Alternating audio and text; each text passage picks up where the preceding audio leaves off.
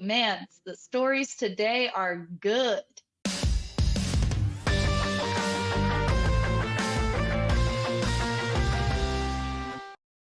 This one was sent by Antoinette, and she was okay with us sharing her name on the air. She, 30-year-old experienced event corporate planner in the nonprofit sector, also doing some weddings and special events as well. So here's her story. A wedding years ago. So this again, we're getting into the wedding. It sounds like there's always something happening at the wedding. Always something, right? Exciting, yes. A professional singer inserted last minute by the bride's aunt was to sing as the bride walked down the aisle.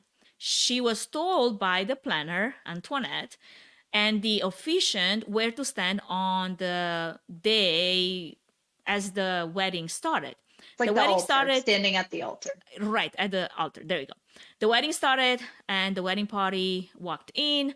Unbeknownst to me, trusting that she was a professional and knew her instructions, I then looked to see if she was on stage. She was not on stage. The wedding party had entered the room, no singer. We spent, oh my gosh, that sounds so awkward. We spent 10 minutes trying to find her so the That's a bride lifetime. could make her entrance. She finally stepped on stage. Later, when she was asked why she wasn't on stage, she said that she expected the officiant to introduce her. Okay. Photos show that she was basically sitting in the first row as people were scrambling to find her, and we were trying to set up the bride's song with an iPhone and a Bluetooth speaker. And then Antoinette shares her learnings. Make sure that everyone, the vendors, everyone that's involved, understand their directions and their instructions and their duties, and make sure that everyone is on the stage. She mentioned dais. Is dais like a way to say stage? I think that's like a church term for It's like the altar, the stage. got it. I'm not Okay. a Yeah. religious See, person, I so have don't not quote done me on weddings in that. forever. Yeah, I'm, Thank you, Antoinette, for providing the optional word for dais. yeah, you For taught us something anyone, new today. yeah, for anyone that's wondering what that was, it's a stage or some kind of a platform The where official definition, a low platform for a lectern, seats of honor, or a throne. we learn something There we new, go. Megan. There we go. There you go. So anyway, make sure all those people know where they should be at Mm-hmm. any given time. There should be a run of show, and they follow that run of show before sending anyone down the aisle. All right. So Megan, what's your take on the situation, just from describing it to you right now? Yeah, so first take on it, it's great that she knew where to stand on the stage, but I think the big miss was not knowing her cue. Like, was she supposed to be standing up there at the same time the officiant walked out? Mm-hmm. Was her cue to start singing when the last bridemaid got down the aisle? Was the cue when the doors opened? Like, I think she knew where to stand, but missed the cue. But also, how ridiculous that the officiant would introduce you. Like, you're not Adele, girl. Like the aunt brought you in. Like how Exactly. and also if you know you're singing when the bride's coming down the aisle, like to the planner's point, if she's a professional, as she was told, and you know you're singing for the bride to walk down the aisle and all the bridesmaids are there, like I don't know, intuition or self-thought as being a professional would be like, oh, I should probably get on this stage and start singing. But again, people are people, you never know. So she should have had a cue of like when this bridesmaids get down this aisle, it's your cue to go up and start singing. Totally. I feel like something that was missed here is probably a rehearsal. Possible And they it weren't sounds there. like she was not part of the rehearsal if she was thrown in last minute Yeah. by the aunt that was like, hey, I know a famous person that could sing. How about we don't use the track that probably the bride approved, and instead we have our VIP singer over here, Miss Professional, sing. Now, let me tell you of an example, similar example from a similar situation where the cue was missed, made a huge impact on the outcome. So my friend planned this beautiful destination wedding, and every detail was just so thought out. So for the ceremony before the reception, we were handed those beautiful clear boxes with butterflies, live butterflies. And the Creative. initial instruction was, do not open the box until you're told so. This was the MC, right? So we were like, okay, we got it. Now, given that this was like 105 degrees outside, straight up heat and humidity like crazy, maybe some of our brain cells did not all work properly. Were you drinking alcohol beforehand? Who's to tell? Who's to tell? Who knows? So, the ceremony starts with the procession, and we have the bridesmaids, and we have all of that come through just fine. And then the bride walks, but here's where it gets confusing. She stops, she gets one of the butterfly boxes, and she opens it. And now we're like, what do we do? There's no instructions, right? So we're like, oh, we should all open it. So we all start like opening boxes, butterflies fly everywhere.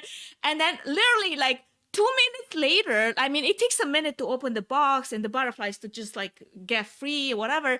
The MC, I don't know what the MC was doing up until that point, because the MC should have been on it and be like, if I'm seeing that they're opening, I need to like harp at them and stop them. And then we were told after all the butterflies have been released, do not open your boxes. And we're like, oh. I can just see the meeting planner or the wedding planner like in the back of the aisle, just like mortified. How do we stop this? Oh my God. It was a confusing madness. And then the music starts. The bride, walks down the aisle. Actually, this is a situation where we had a performer start singing, which is the MC. So I think the MC, probably the one that's singing the song, he was probably busy trying to figure out his soundtrack so he can start singing for the bride to walk down the aisle and miss the part where everybody is doing what they're not supposed to be doing. But it was one of those things where like, okay, so what did we miss? Because it was confusing. Like, did we miss the part where maybe we should have been told, do not open your butterflies, even if the bride... Or like not just when the MC tells you, but like you're opening the box during the recessionals. It's after at the end. Ceremony, exactly. At the end. Like not just wait for our cue, but like the cue is coming at this part of the I thing. feel like that's what was missing. The actual instructions for the cue when that was happening, because it was an instruction, but it was a very general instruction. And I'm wondering in this situation here, if it was more like of a general instruction. Hey, be on the stage, when it's time to go. But it's like, okay, so when is it time to go? When should I start? Is anybody gonna give me the go? Or like, am I just gonna be like feeling it? Yeah. But also, if you're sitting in the front row watching people scramble to look for you, what if she was on the phone Instagramming? What if she was Instagramming this whole time? But like the aunt at any point couldn't have been like, hey, I think they're looking for you. Like, it's probably your time. Like 10 minutes is a lifetime of time to figure out what's going on. And I feel like someone somewhere should have been like, hey, I think they're looking for you. I mean, 10 minutes to be scrambling and everybody's just wondering what is it that we're missing because we don't understand what's happening right now. That is a very long time. You're right. Imagine the groom standing up there. He's probably sweating like, oh my God, did the bride change her mind? Right. Like, is she not going to walk down the aisle? Like, that's 10 more minutes she has to think about what's about to happen. So many things. I think the other thing I took away is it says they were scrambling to set up an iPhone and a Bluetooth speaker. I would have done that already. Like at any wedding I've ever done, I've always had backup music ready to go. Like, what if the piano gets out of tune or the DJ equipment breaks? I don't know. There's a number of things that could happen. I've always had music queued up, ready to go. It's kind of like when we were talking about live streaming on the first episode of like having that backup content, having backup music ready to go. Absolutely. It sounds like there should have been a backup already, because if she was thrown in last minute, I mean, Right. was there supposed to be no song for the bride to walk in? Wasn't that plan A all along? Right. And then plan A turned to be plan B, but now it's turning to go back to plan A because I guess the singer is not on stage or something. It sounds Yeah. like that should have implemented and been part of that plan from the get-go, regardless of the last minute changes, because you're absolutely right. Like, that should have been just a push of a button. Oh, we Yeah. don't have this singer anymore, that's okay. Maybe it was just us knowing that she was supposed to sing anyway, so we're gonna go as plan A was supposed to happen in the first place, right? Yep. Pretty much. I mean, my parents first, they're probably going to kill me because this is on the internet now, but like my parents, when they got married, the DJ like didn't have their first dance song or something. Like they couldn't get it queued up or something happened. They didn't have it. So they looked at my dad and they were like, okay, well, what song do you want? And the first song that came to his mind was Freebird by Leonard Skinner. And so like that was my parents' first dance song because he was like, I literally couldn't think of anything else. They're like, I was you're like, kind of dear in the deadline. It's like, I don't know. just pick something. I don't know. And like that's the first thing that came out of It's his right. mouth. Yeah. So ridiculous. So Definitely. Well, to this, I have to though say the reason why I stopped doing weddings is because I feel like the level of production when it comes to audio visual or sound is so low at weddings, and that has always bothered me. I feel like I understand. It's not a priority. You're a bride. You want to spend money on flowers. You want to spend money, obviously, on your dress. You want to yeah. spend money on food, drinks, photography, videography. Those are things that you're left with. But if your day of is going to be ruined by blown speakers, and that was another thing here, like, they had whomever they had from the venue to support the ceremony, but the microphones were crackling. It goes back to one of my experiences when I first started in AV, and I was literally sent like a sheep to the wolves. It's like, hey, go and do a wedding, and in the middle of nowhere, and the RF interference was like insane, and I had no clue. So my mics are popping left and right, and I'm trying like literally to hold the antennas like this the whole time. So I have reception because I'm realizing I'm ruining this people's wedding. This is the worst day of my life. I can't be doing this. So that's not a good experience. Like, AV sound might not be your first priority at a wedding, but also ruin sound at a wedding should maybe cross your mind what that feels like or what that translates to, because not only will you not have good sound for your videographer, and this has happened at this wedding where like midway through the vows, the sound system goes dead. Like, we have literally 5 minutes of silence, and he keeps reading his vows. We don't hear anything. We don't know what's happening. And do you think that's got to be on the video feed? Probably not. Probably It's going to not. be a really long time of like, well, we don't know what was said. We're going to have to cut that out. Might have not been that important after all. But that's not just weddings. That's like any social event, any keynote that you're doing. You know, you might overlook Yeah. some of the things that are like, oh, it'll be fine, just plug in the microphone. But if you're spending all of your attention on decor and forgetting some of the key functionality that people need to be able to hear and see to be able to participate and experience the full event. I mean, that's across the board, any event you're doing, not just weddings. Absolutely. I couldn't agree more. And I hope this is a wake up for anyone that thinks that, technology, AV should be the last thing on that item list, because truly it's not, because you can't afford not to give it the importance that it deserves.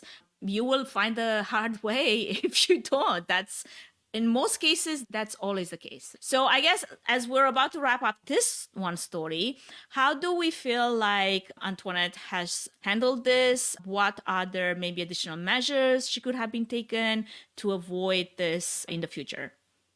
Yeah, I think she handled it pretty well. I think her learning is exactly what we have said, that it's not just about knowing where she was standing on the stage, but what her cue was. And even if she couldn't make the full rehearsal maybe the night before, the planner could have run through the run of show with her at some point, and then just having that plan A be the already plan B and not scrambling to set that up. Like if they had just left the bride's song on the iPhone or the Bluetooth speaker, whatever they were planning to use originally, they probably wouldn't have wasted 10 minutes trying to find the singer. Absolutely. Well, you wrap it up really, really well. We'll see you next time. Thank you for listening to the eVENT's Demystified podcast. If you enjoyed this podcast, please take a moment to review it, rate it, and share it with other event professionals that could benefit from it. Connect with us on social at eVENT's Demystified podcast. We would love to hear from you and what you're up to. If you'd like to learn more about free fan event services and find out if we're a good fit in supporting your event, can we help your event be successful with a 20-minute free consultation? Link in the episode's notes. Thanks for tuning in.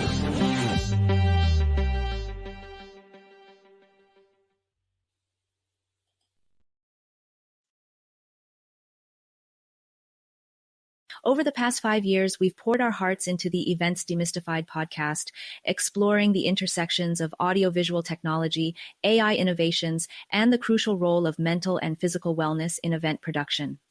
We've also shined a light on the talented women working behind the scenes in AV. As we plan to deepen our impact and reach more listeners like you, we need your help to achieve this. Listen, tune in to any eVENT's Demystified episode on Spotify. Follow, hit the follow button on Spotify to keep up with our latest episodes and updates. Review, rate, give us a 5-star rating on Spotify. Share, pass your favorite episode along to 2 friends who love crafting unforgettable events. Win. By following these steps, you'll be entered to win a $50 Amex gift card. Join us, share your voice, and let's demystify event experiences together. Your host, Anka Platon Trifan.